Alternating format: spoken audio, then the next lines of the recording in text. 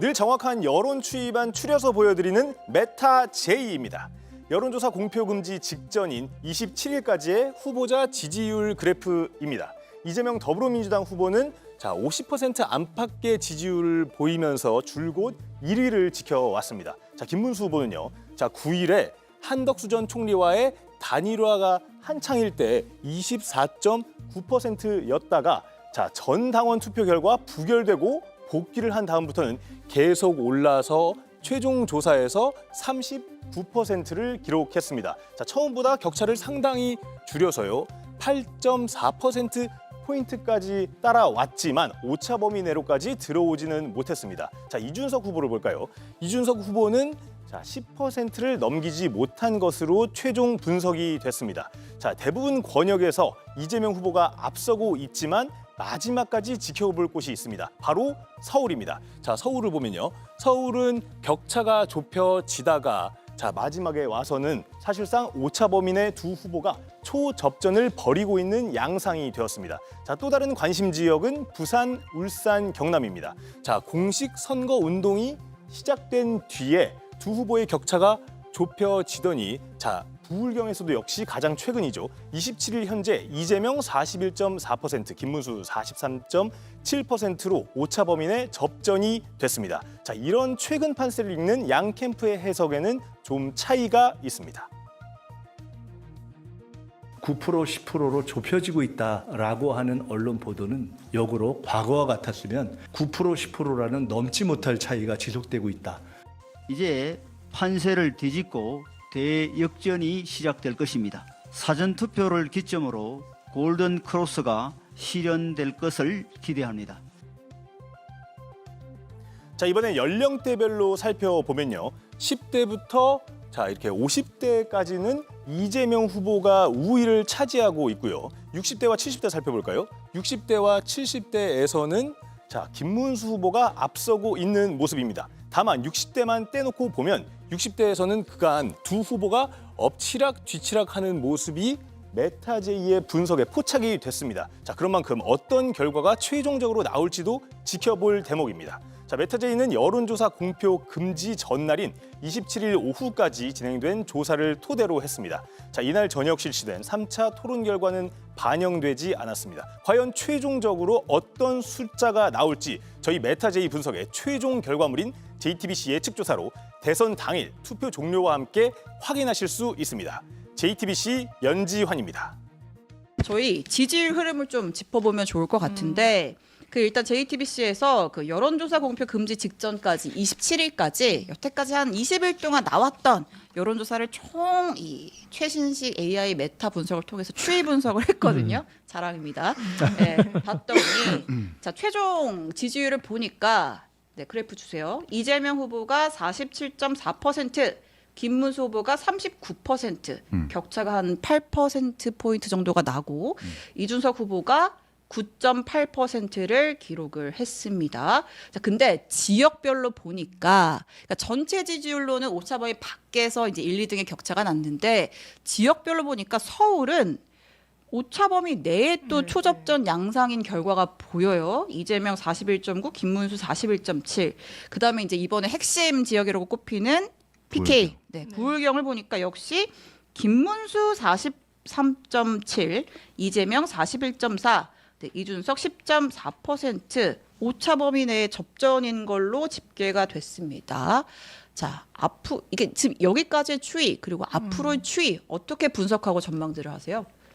사실 추이는 맞아요. 저는 메타 분석이라 그러니까 참 반갑네요. 왜요? 경제학에서 하는 그런 통계 기법을 고급 써서. 기술입니다. 네, 반가운데 이 추세는 맞아요. 맞는데 다만 이번 선거의 판세는 결국은 수도권 중에서도 인천, 경기에 있다. 저는 그렇게 보고 있거든요. 왜냐하면 경기도가 유권자가 가장 많지 않습니까? 인구도 가장 많고. 하지만 경기도에서는 김문수 후보가 경기지사를 8년 했고 이재명 후보가 4년 했지만 역대급 실적으로 봤을 때는 사실 김문수 후보가 GTX도 했고 반도체 클러스터, 파주 LED 단지, 그다음에 판교 테크노밸리 등등 지사 시절에 다 그걸 유치했기 때문에 정말 업적이 많다 이렇게 평가를 받고 이재명 후보는 뭐 이재명 후보 나름대로 주장을 하지만 사실 제 기억에는 4년 재임할 때 이제 대북 불법 송금 그것밖에 기억이 없어요. 근데 표는 그렇게 또 안 나타나더라고요.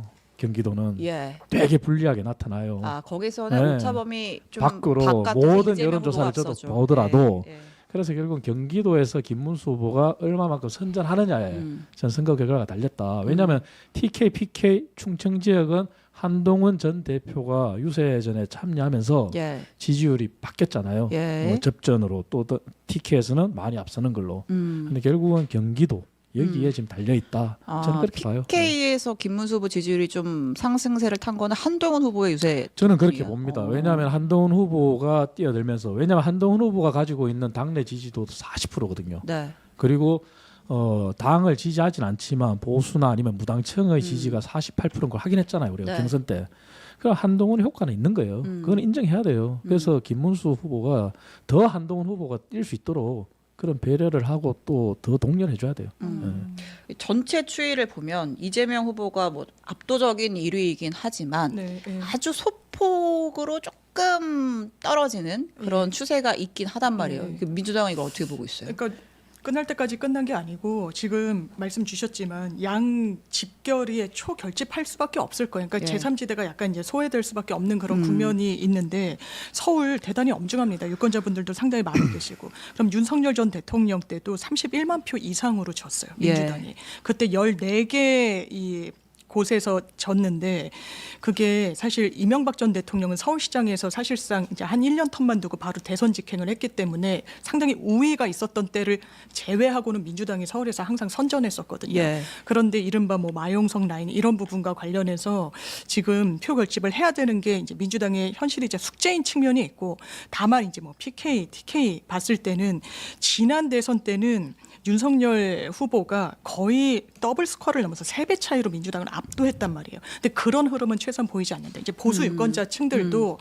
우리가 전적으로 신뢰하고 믿음 주고 응원했는데 돌아온 그 결과물은 사실 그 지역 구민들도 사실상 예우받았다고 볼 수 없는 거예요. 예. 그리고 이제 한동훈 효과 저 있을 거라고 생각합니다만 제한적이라고 하는 게 이 마지막 유세 때도 계엄 당일날 옷을 장착하고 나왔어요. 이거는 김문수 후보에 대해서 나 전적으로 나는 같은 노선을 가지 않는다라는 걸 너무 온몸으로 표현한 것 같아요. 그럼 지지층들한테 어떤 신호로 갈 것인가? 김문수를 전적으로 후원하고 표를 주라는 신호로 볼 것인가? 저 아닐 거라고 보거든요. 그러니까 이제 자기 정치한다는 이제 자당 내 비판도 나오는 게 아닌가 싶습니다. 저는 이 분석에서 사실 예. 뭐 우리 당의 후보에 대해서 평가를 할 수밖에 없는데 아주 미세하고 근소하지만 이준석 후보가 우상향인 건 맞거든요. 그리고 아주 이 계엄 국면에서 원사이드하게 민주당에게 유리한 선거이지만 과반을 획득하지 못하는 그 이유는 무엇이냐. 예.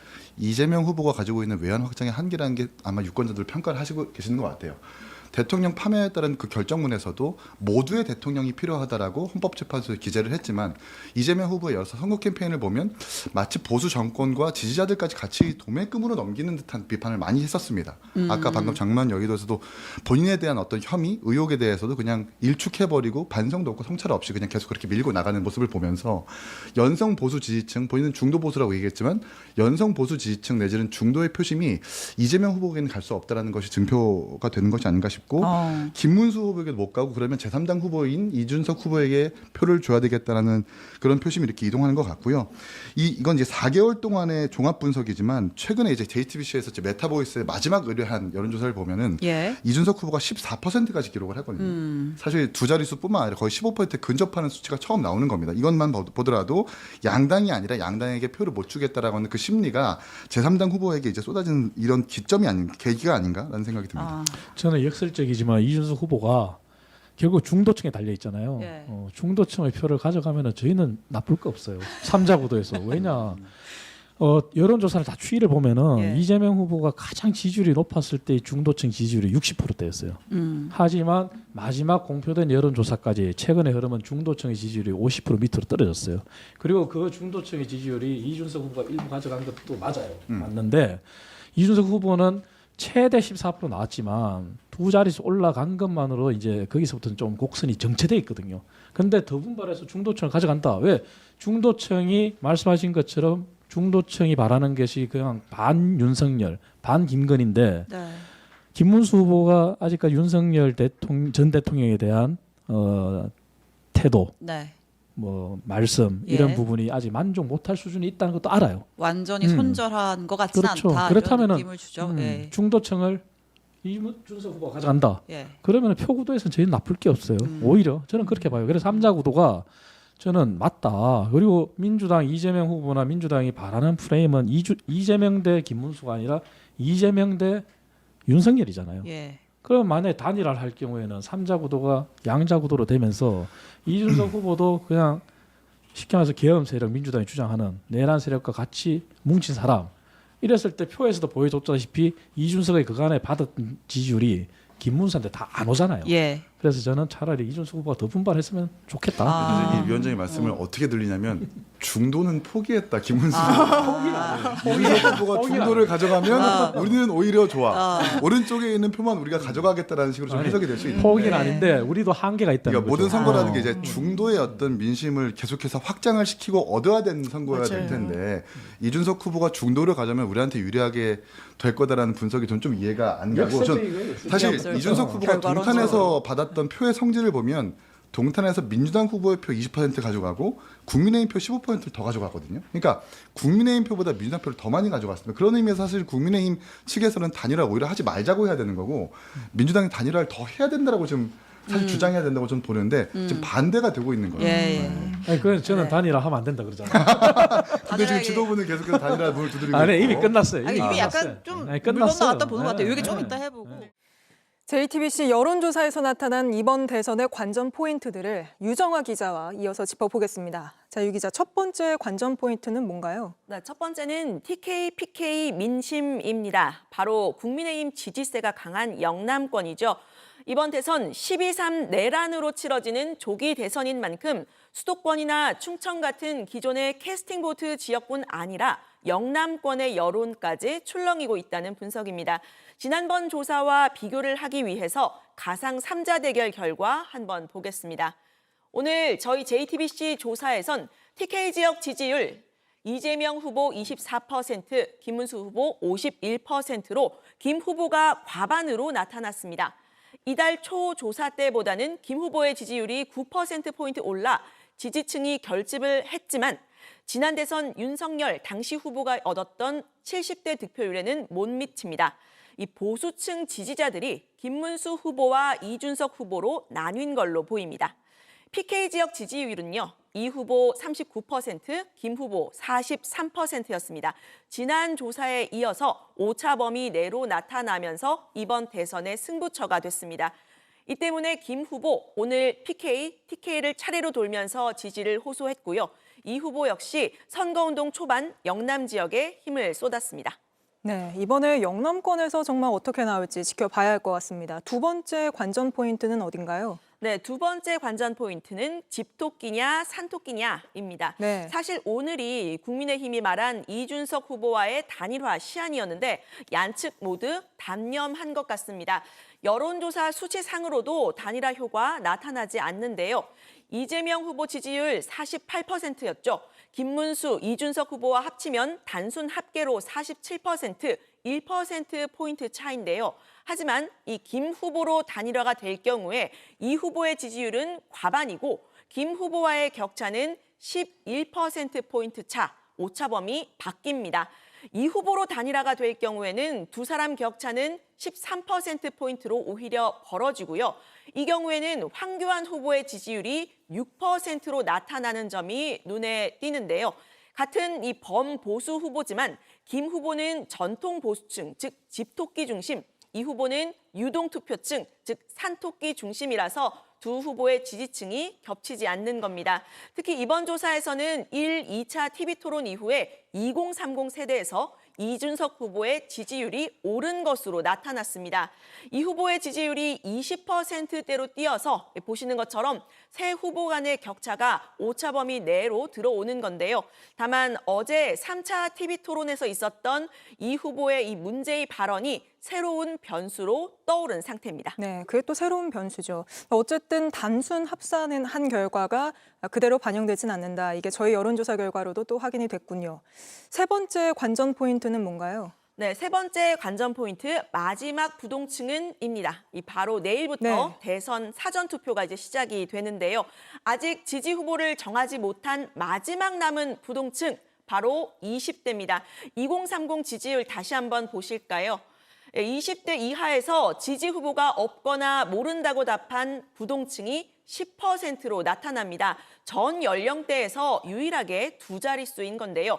20대 혹은 2030의 표심이 이 후보 간의 격차를 늘리느냐 또 줄이느냐 이 관건이 될 것으로 보인다는 게 전문가들의 분석입니다. 네, 알겠습니다. 이번 대선의 관전 포인트 3가지 유정아 기자가 짚어드렸습니다.